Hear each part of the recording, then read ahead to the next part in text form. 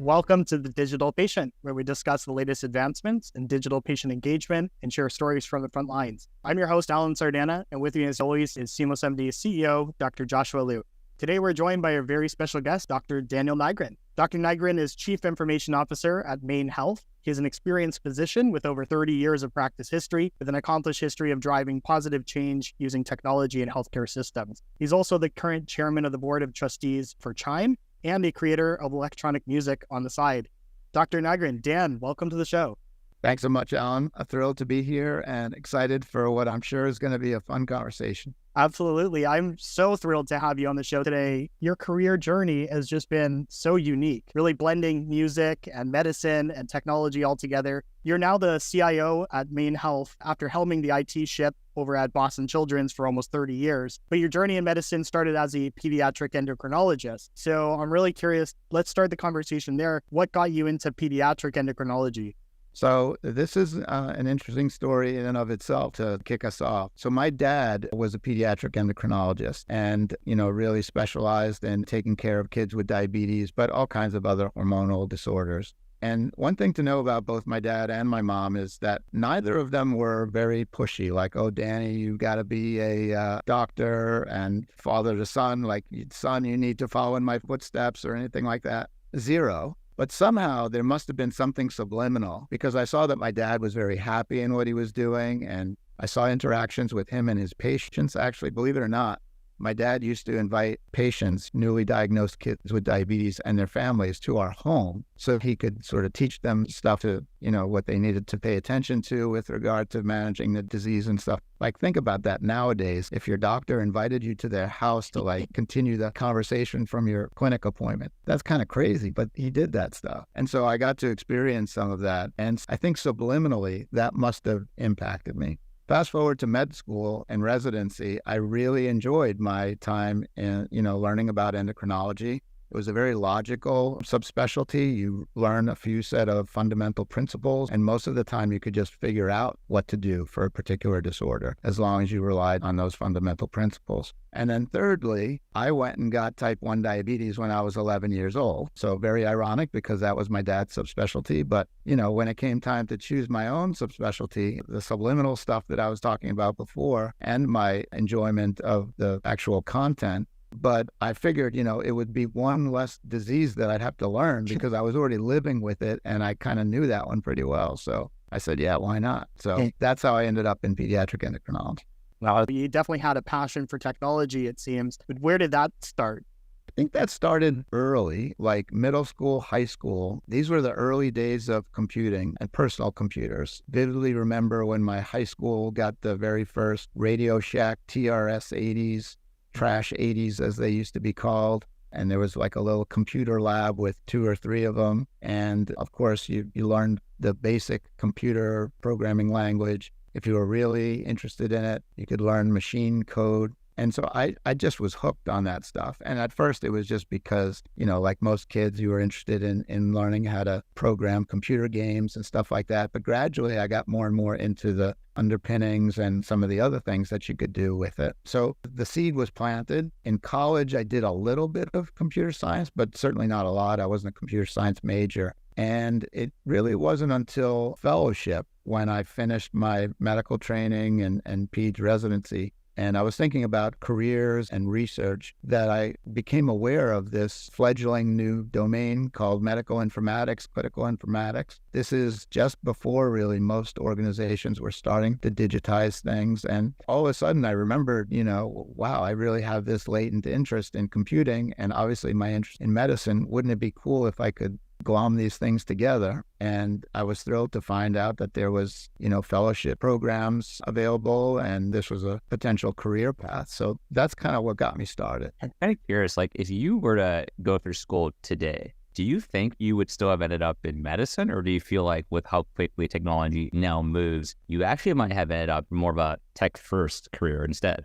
Yeah, it's an interesting question, Josh. It's possible. I will say that I absolutely love the care aspect of medicine. That was also an early desire of mine. I initially thought I was going to be a veterinarian, but then when I found out that that wasn't just dogs and cats, but it was like farm animals and stuff too, And I was like, all right, I'm not going to do that. And I landed in medicine instead. But I can't tell you what a good feeling it is knowing that you've helped a person or a family in the case of pediatrics. And that still resonates with me. So I guess I wouldn't have had that experience if I'd gone into a tech-first career. But I got to think that I would have had that sort of latent desire, just like I had the latent desire to get back into computing. It probably would have gone the other way. And so maybe I would have ended up in the same place. Not sure, though. It's a good question.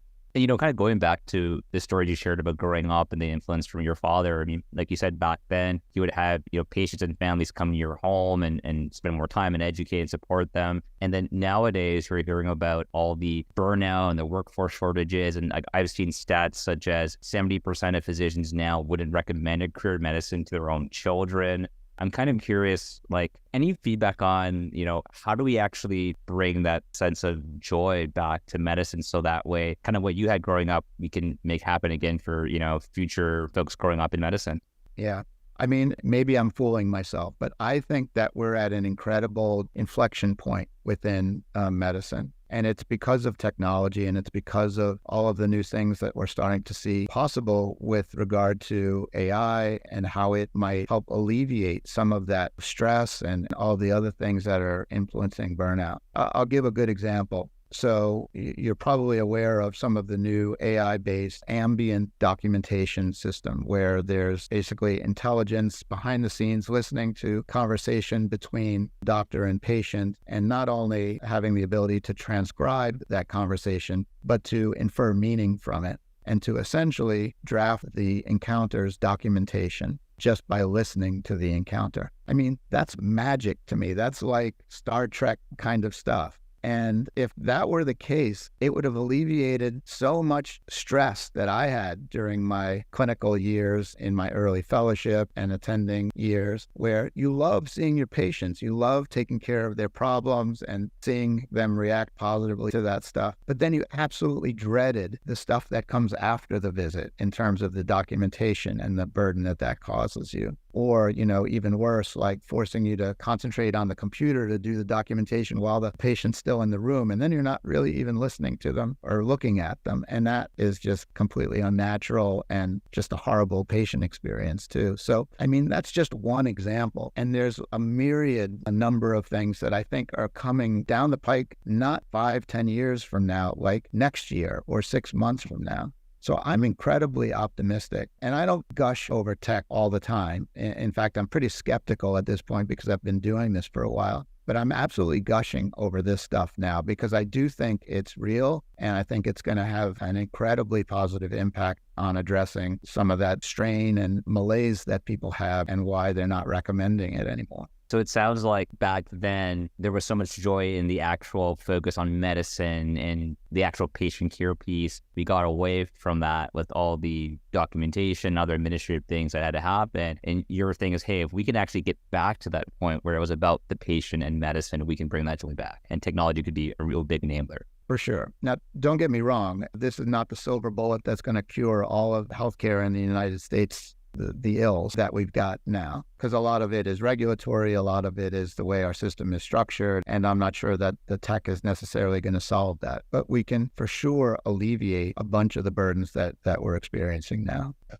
Makes total sense. So, Dan, I wanted to get your take on this. You brought up the idea of medicine and technology and how you've always been a proponent of kind of mashing worlds together. In that vein of mashups, during your medical years, really got into DJing. And I think it was first with the college radio and then actually at nightclubs as well. Where did that passion come from? Was med school not enough for you? Well, so let me tell you how it started. It did start in college, and it was random. The college radio station, WJHU, super small 10-watt station. Like if you could hear it a mile or 2 miles away from the center of campus, you were lucky, right? It was a good day. The station was based in the dorms of the university. And so it literally was 10 paces walk from where I was living. And so I walked by it all the time. And one day, a friend who had started to go DJ there, he said, hey, you should come in and check it out. It's kind of cool inside, a lot of equipment and stuff. And so I went in and, records all over the place. This is the world of vinyl records still, and lots of mixing boards and gear, just like he said. And it was kind of cool for a techie kind of guy like me. I was kind of taken by it. And then on top of it, they actually had an open slot. Now, granted, the slot was on Wednesday mornings from 3 a.m. to 6 a.m. So not prime time for sure. But I was like, okay, I'll try it. I was a sophomore in college. What did I have to lose? And I loved it. It was fantastic. I got exposed to all kinds of new music that I had never heard of before, as is the case on most college radio stations. And I was just hooked right away. What happened next is then, again, as you do in college, you're exploring all kinds of new worlds. And turns out there were some new nightclubs opening in the city. And so me and a bunch of friends found our way to these clubs. And wouldn't you know it, a lot of the music being played in these places was the exact same music that I was playing on the college radio station. And so one thing led to another. I got some demo cassette tapes at the time, submitted into these nightclubs to see if they needed any DJs. And lo and behold, I got a spot playing in one of these nightclubs, which was a pretty prominent one at the time. And again, I got hooked on that really early on, and that led to other spots at other nightclubs all around the city. And, I was on my way. So answering your question of like, how did I do this while I was in college and ultimately then med school even? And my answer has historically been, I don't think I could have gotten through med school if I hadn't done this stuff, because it was absolutely an outlet for me. It was released, a whole new different group of people that were kind of exciting, alternative club crowd. And, it gave me better balance. And yeah, I was tired, right? If I was DJing all night and then I had to go to class the next morning or study for some anatomy final or something, it was painful at times, but I wouldn't have changed a thing about it. It was a great experience. So, and then at a certain point, you did actually start your own record label as well. What pushed you down that path? I think that was right around you had already graduated. And so you're going into medicine, you started this label. How did that happen?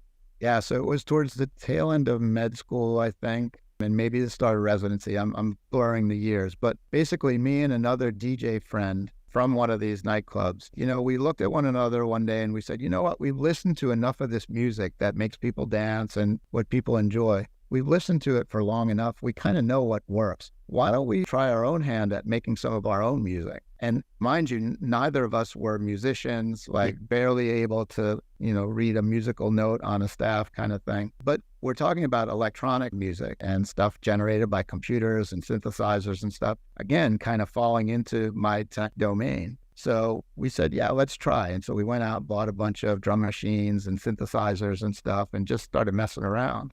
We played a few things that we came up with to friends, and our friends were like, guys, this isn't bad. Actually, they were expecting that it would be horrible, but it was okay. And they gave us encouragement. And so again, we made some demo cassettes, right? And started mailing them to all these independent record labels all over the world. And lo and behold, we got signed to this really pretty solid label in Belgium to put out our first release.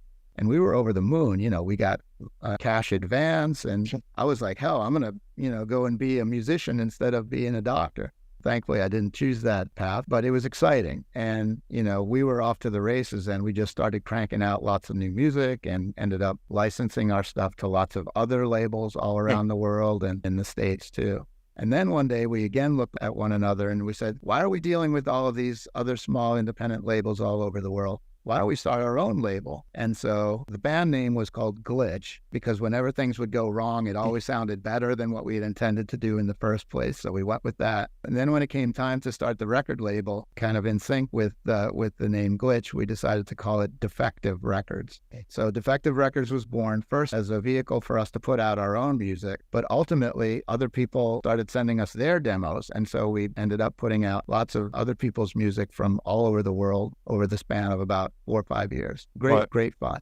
Yeah, that's so cool. Dan, I have to ask you, so, with the explosion of generative AI, and I'm not sure if you played around with some of the new tools when it comes to making music, but you could imagine a future where, let's say, Spotify learns all your favorite types of music and eventually just generates personalized music to each user, maybe even just making musicians like obsolete to some extent, even though I hate the idea of that.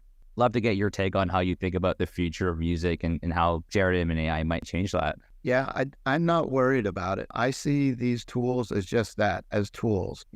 Going back to synthesizers, right? With the advent of synthesizers, I mean, there were literally protests early on by professional musicians because they were under the impression that their jobs were at risk, right? That these new tools that could emulate a guitar and a violin and whatever else were going to supplant them and that they would be left, high and dry. And obviously that didn't occur. And the new tools were used in creative ways to generate, new kinds of music. I see AI and its application in music, frankly, in medicine too, which I'm assuming we'll get back to at some point.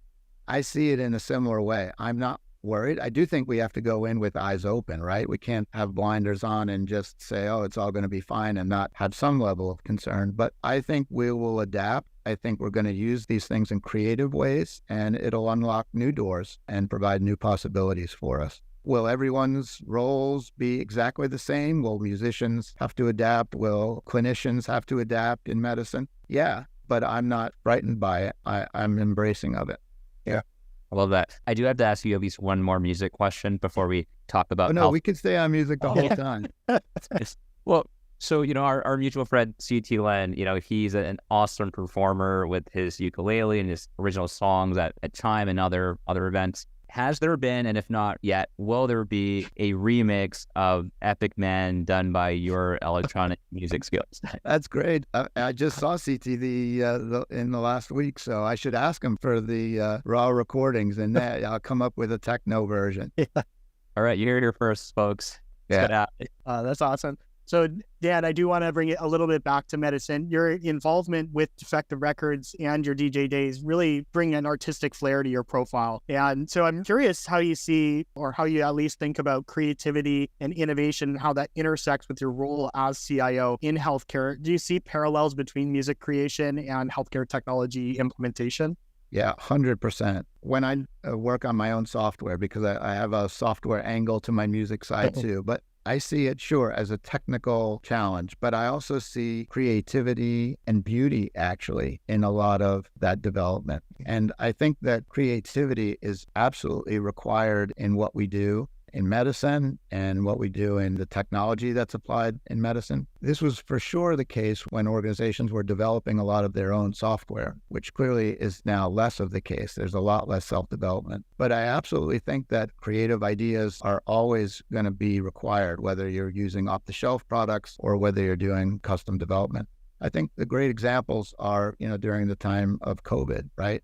We had to move on a dime. We had to use tools that we had, and yet we had to solve new problems that we hadn't had before. And somehow all of our organizations stepped up. And I saw that as being really creative and thinking in innovative ways. And clearly we did a good job on that, I think, from a technology perspective. So I absolutely think there's a role for creativity. And when I'm interviewing people for roles in my own organization, I look for that, actually. I love hearing about some stories that they might bring to the table that demonstrate some of that creativity, even if it's not directly related to the job, because it gives me some insight into how that person thinks. Yeah. No, for sure. And actually, I'm glad you brought up music software, some of the software builds that you've done in the past. One of them, or actually many of them that I've seen when I was doing a little research on you, you created software for synthesizers and samplers that you had never even seen in the flesh yourself. So the way that you went about that, I believe, was crowdsourcing, reaching out to other people who had those synthesizers to then feed you some information so you could build the software. And that is such an awesome way to show just how you think outside of the box and your flexibility when it comes to building and really getting something done. I'm curious if and maybe you've hinted at it with COVID, but where have you applied that same type of flexibility in your role as CIO? Yeah, thank you for picking up on that. And yeah, I've done that a bunch of times now, at least 2 or 3 times with my music software. And I think it's reflective of how important teamwork is. In those instances, I didn't have the physical piece of equipment. I knew what I needed to do if I had that piece of physical equipment. And so I just figured out ways in which I could essentially bring on friends and collaborators who I could ask to do those steps for me. And so just through teamwork and internet and being able to share that way, we were able to solve the problem. And so when I see a problem internally, inevitably within our IT groups for large organizations, it requires incredible teamwork between different groups that have particular areas of expertise. And so I see those same principles absolutely in applying to my role as CIO and overseeing these disparate teams that got to get the job done. So yeah, it's a fun point in my career, and it's a bit of learning that has helped me in my role as CIO as well. One thing that you're pretty notable for, back in 2014, while you were leading the IT team over at Boston Children's, you dealt firsthand with a cyber attack, I believe led by Anonymous with a capital A. What lessons did you learn from that experience, and how did that event shape the view that you have today as you go about healthcare IT? Yeah, thanks, Alan. That was a harrowing experience. It's hard to believe that it was almost 10 years ago now. But yeah, it was incredibly stressful. We were subject of a massive denial of service attack. And I think the lesson that I learned there, and again, you have to sort of wind backwards to almost 10 years ago and realize that this was the time before things like all the ransomware attacks that have impacted healthcare organizations were prevalent. At the time, the big cyber risk that we're all sort of leery of was around attackers getting to patient data and monetizing patient data and taking it from us. And so the big concern that we all had at the time was protect the data. That's what the bad guys are going after. But this was very different because they were less eager, at least I think, the attackers were less eager at going after our data, but more eager to disrupt through a denial of service attack. And so I think this was one of the first times in which a cyber attack on a healthcare facility was one in which the impact was not so much around the protection of the patient data, but rather of operations. Healthcare organizations had started to become more and more digitized. We relied more and more on these systems just to run our organizations to care for patients. And so the aha moment for us during this event was, oh my God, this is not about us safeguarding data. This is about us keeping people alive and caring for them while they're in the hospital. And all of a sudden, the impact was, even more important for us to protect against. And it was sort of a wake-up call, I think, for me for sure, but I'd venture to say for our industry. And sure enough, although maybe it's not DDoS attacks that are plaguing everyone now, we've got something equally, if not more disruptive, and that's all of the ransomware attacks, which we've seen has impacted patient care, has forced facilities to close their doors or divert care. All of the things that we were nervous about then have in fact come to light. And I'd love to say that we were getting ahead of this problem, but we're not. It's still a huge risk that we've all got. And again, getting back to the AI stuff, I think this is going to make our lives even more difficult because those bad folks are utilizing AI as well. And pretty soon we'll have that challenge ahead of us. So again, it was an incredibly positive experience in that ultimately the perpetrators were apprehended by the FBI and brought to justice. So great sort of end to that story, but definitely a wake-up call for me and for all of us, I think. I'm curious, have you found that, so over time, I'm guessing your investment in technology, and not just at your organizations, but at many other health systems, has probably increased over the last 10 years. Despite efficiencies that have been created by technology, have you found that your cybersecurity investment just increased proportionally? Is that basically what happens? Yeah. And not just in the tech either, Josh. It's in the people, both on my own team, but also around our educational efforts. This can't be just the IT department minding things. This has got to be everyone within an organization. Because as you know, the vehicle by which a lot of these exploits happen is through phishing emails or through social engineering or other approaches that you're only as safe as your weakest link. And so we absolutely have to have a big push around education and making people aware of the risks and the impact. And sometimes those are tough conversations too, because it requires us to do, things like locking down computers and things that maybe make people's lives a little bit more difficult than what they were accustomed to before. But I always say that, that small inconvenience compared to the inconvenience that a downtime or a ransomware event would bring with it, those things pale in comparison to the potential risk. So that's kind of where we're at right now. But yeah, a lot of investment and increasing year after year. The phishing scams have gotten so sophisticated. I mean, not just the ones by email, but even, with AI-generated audio where you can basically steal someone's voice. Like in the past, probably be like, okay, hey, like if I call you, then you can believe it. Now it's someone calls me. Is it actually Alan calling me? Do I have to like physically go see Alan in person to like make sure like it's actually Alan asking me to do something? It's getting pretty scary out there. Yeah. Yeah. Don't give him any ideas, Josh. We'll cut that part out of the podcast. Oh boy. So Dan, after 26 plus years over at Boston Children's / Harvard, so you were studying there as well before, you left the nest and you traveled a few hundred miles northeast over to MaineHealth. What motivated that move? Well, one, Alan, is that exactly what you said. I had been at that one organization, storied and incredible as it is, for a really long time. And I wanted to see how things operated in other organizations, in other parts of the country. As great as Boston is and as much of a home for a lot of sort of healthcare informatics and a lot of the early giants in the field, as much as of an incredible place as that is, it's also a little bit of a bubble. And I kind of started to get glimpses of that when I would talk with my colleagues through organizations like Chime and so on. And so I kind of wanted to get a little bit of a sense of how things worked outside of that bubble. I also wanted to get a bit more experience at managing in a bigger organization. So Children's Hospital is primarily just a single great facility, but a single one. And I wanted to see how managing the IT oversight of multiple facilities and of varying sizes and degrees of complexity too. And so what's great about MaineHealth is that although it's still a nonprofit academic healthcare system, although we do have the big, 700-bed academic healthcare facility based in Portland at Maine Medical Center, we also have some really small, like 20, 25-bed critical access hospitals in really rural parts of the state.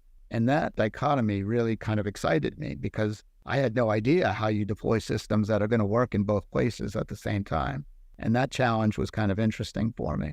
And then finally, venturing outside of the pediatrics world, I had always been a peds person, right? That was my clinical background, and I had worked within IT there. I wanted to see how much different, if any, it was to operate in an adult and pediatrics organization. And so that's been interesting for me too. And the short answer to that question is there's a lot alike. There's probably more alike than I anticipated, but there are still some differences for sure.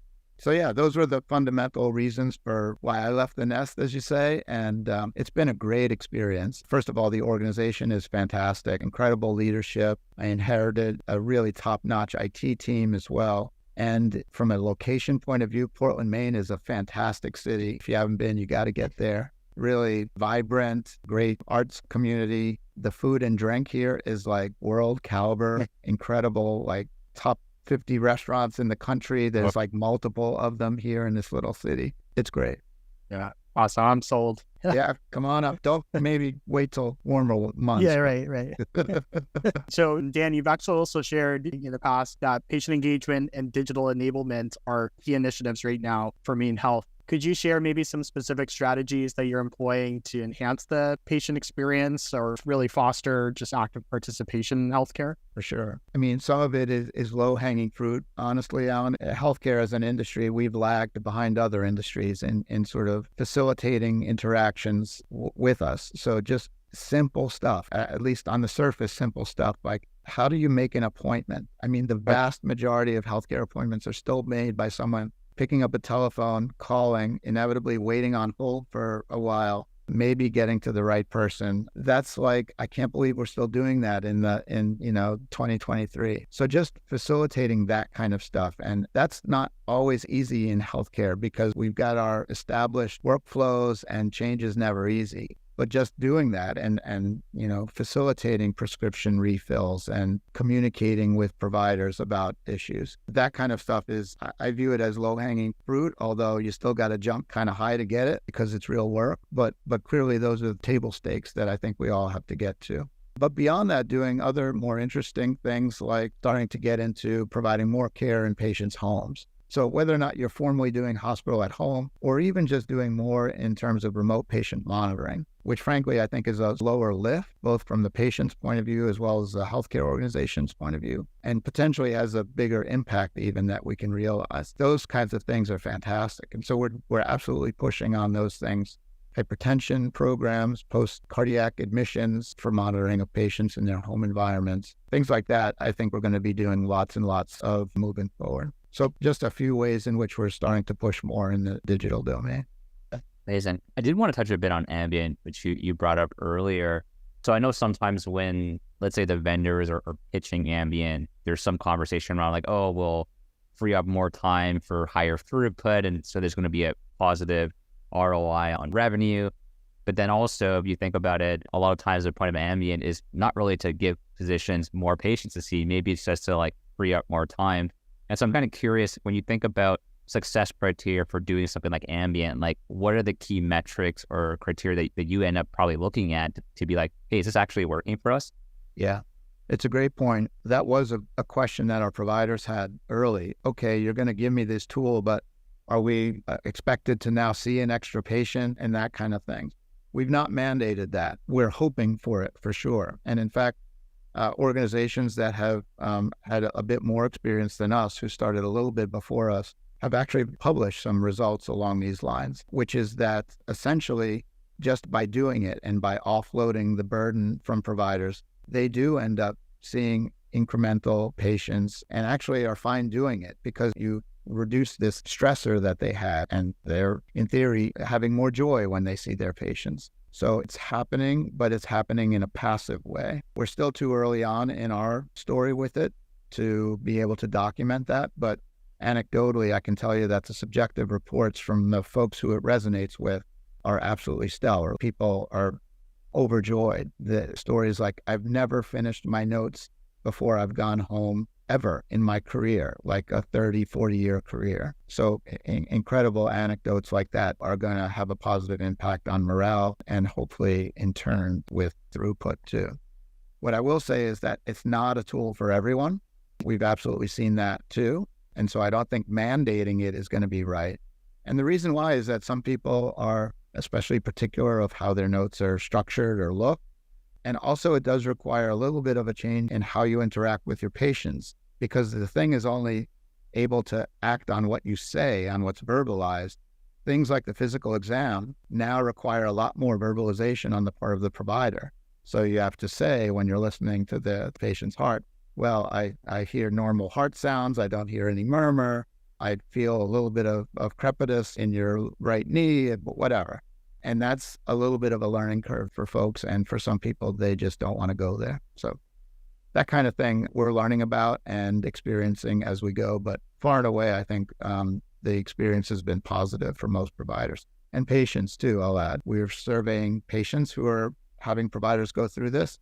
And they're thrilled, A, because their provider's actually looking at them and listening more than they were in the past. And then also when patients are now seeing the notes that they're reading in, their portal afterwards, they're thrilled to see some of their actual words reflected in the documentation. So it seems more accurate, a reflection of the visit to them and more thorough. So it's definitely resonating for our patients as well. Have you had any feedback around how this may have improved note quality? So maybe there are some folks who are, like you said, very picky about their notes. So their quality was outstanding in the first place, but maybe there are others where, let's be honest, didn't put much effort into their notes, but now that it's being automated, it's actually higher quality notes. Have you had any feedback in that sense? Yeah, only anecdotal. One thing that we have noticed is that they're a little bit longer. So I guess there's pros and cons to that. So maybe if there was an exceptionally short but incomplete note, maybe a longer note is appropriate. On the other hand, you don't want to start generating a lot of note bloat and so on. What I will say, though, we look at this from a billing and coding point of view as well. And again, this is work that's been published already in one instance, at least, around an initial thought was, to your point, if the note is going to be more robust, maybe it's going to allow us to document more and justify coding at a higher level. That's not panned out. Most folks have seen that basically it's about the same as you would have had otherwise. And so it's not meant greater revenue or decreased revenue. It's justified essentially the same level of coding as what we've had before. Makes sense. So one other thing, Dan, that I've really appreciated about something you've said in the past, how you think about pilots. You're thinking about scale from the very beginning. Can you maybe unpack some of your thoughts around that? And how do you communicate that with your teams? Yeah, I'm a big fan of doing pilots, especially with some of these more radical new kinds of technologies. You don't want to go in full blast and only to have a disappointment afterwards. So I do think it's an absolutely critical step as you're evaluating new technologies. But you're right, Alan. I've made a big point in the past about making sure that when you go into pilots, that you're thinking about the next step. All right, assume the pilot is successful. Are we sure that this technology is one that's robust enough for us to roll out full scale across the organization? Is it going to be one that meshes well with our other infrastructures? Do we have sufficient staff in order to maintain and support this application? I think you've got to think about that future state before you even start the pilot. Because if you're not ready to go that next step, or if there's some flaw in the tech that would prevent you from going broader with it, well, then why start in the first place?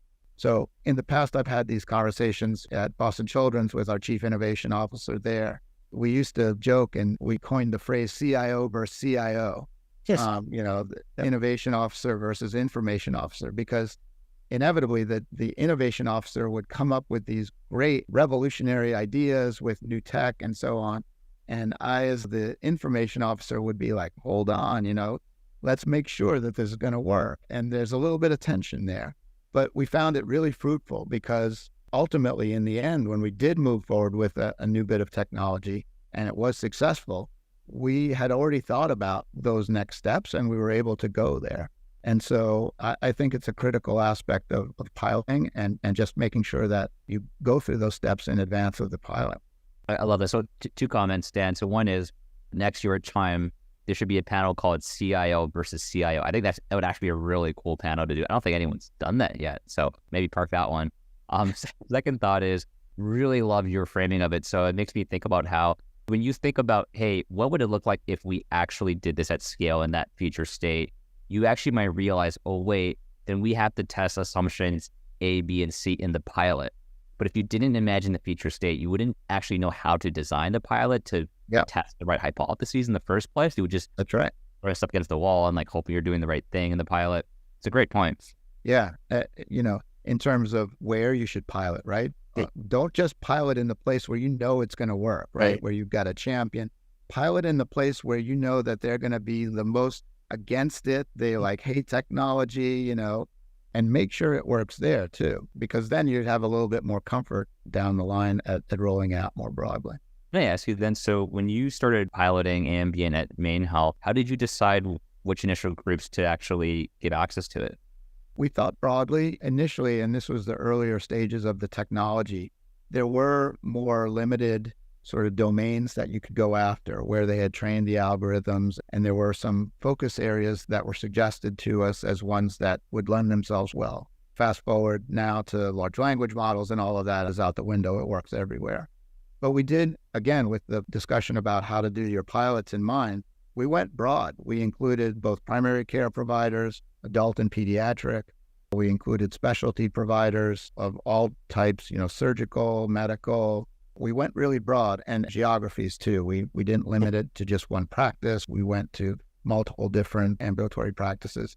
So we tried to get a pretty broad swath of providers to give us that representation that would inform, the next steps for us. We did choose providers that we thought would benefit from it the most. And so we used some signal data, which is Epic's representation for looking at audit logs and so on, and being able to discern how providers are interacting with the system. And so we looked at folks who were spending a lot of time after hours doing their documentation. We looked at folks who were spending a long time doing their documentation, irrespective of when that was. We looked at folks who were not signing their notes until 3 weeks after the visit. All signs of a person who was potentially not exactly enjoying the documentation experience.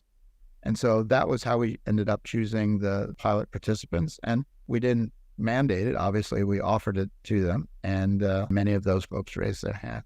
I think part of it too is the initial folks use it, but then they end up being sort of internal reference champions to future folks. So there will be organic spread, I guess, whether you heavily promote it or not.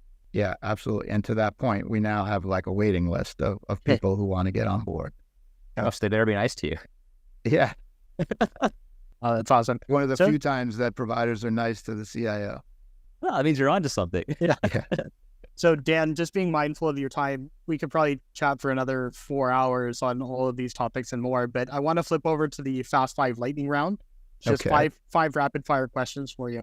The first question we have, and I've changed them for you specifically, but the first question is, what do you think, if anything, the younger generations are missing when it comes to electronic music today, given how accessible digital is compared to analog?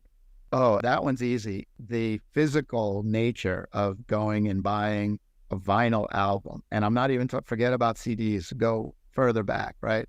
The artwork that you used to be able to appreciate, the liner notes, all that's gone. I mean, Right. yeah, you could sort of simulate it, I suppose, and read some blurbs on Spotify and see a bit of art on Spotify, but vinyl and the physicality of it, the smell, the visuals, that's kind of lost, unfortunately. So I do wish that that there was a way for that to make a resurgence. Well, heck, vinyl is resurging. So That's right. Yeah. But Yeah. can I make a joke though?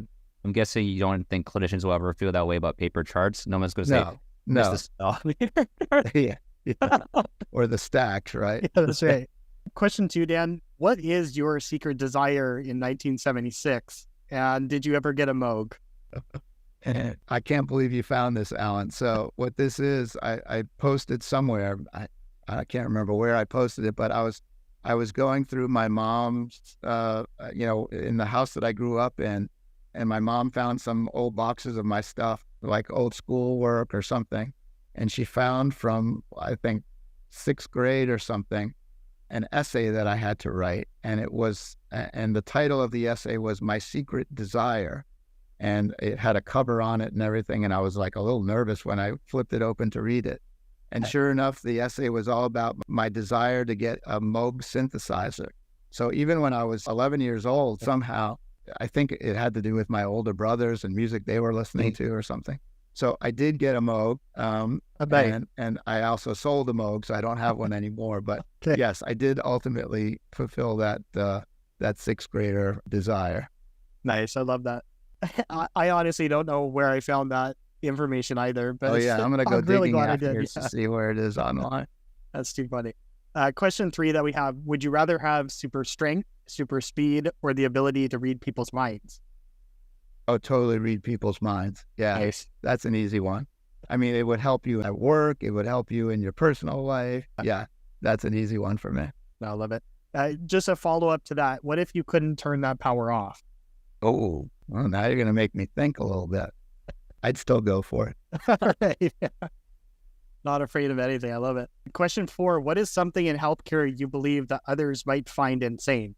I think we touched on this a little bit, but the whole AI advent has got a lot of people nervous. And whether they would call it insane or not, I'm not sure. But I won't say I'm not worried. I'm going in with eyes open and I'm, emphasizing caution. But I absolutely think that this is going to be a tool for good, and it's going to improve how we provide care, both actual care for the patient, but also all of the efficiencies and administrative challenges that we're, dealing with and longing for in terms of efficiency. I think it's going to be a positive. So, Love it. Last question that we have, if you could travel back in time to any event or moment, what would it be and why? this is tougher for me.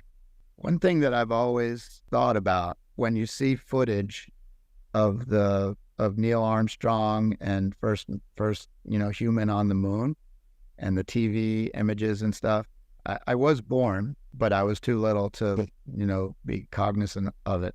That seemed like it was an incredibly exciting time and event.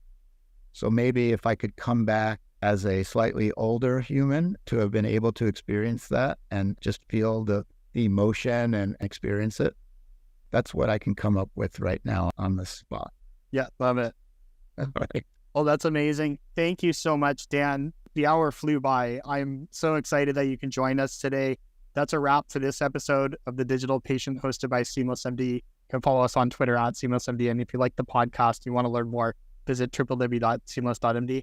Dan, Dr. Nigrin, again, thank you so much for sharing your wisdom with us today and for being so candid and for entertaining some of the wild questions that we had on the show today. Really appreciate it. Thanks to you both. And I really appreciate you guys going broad because I love talking about all of this stuff.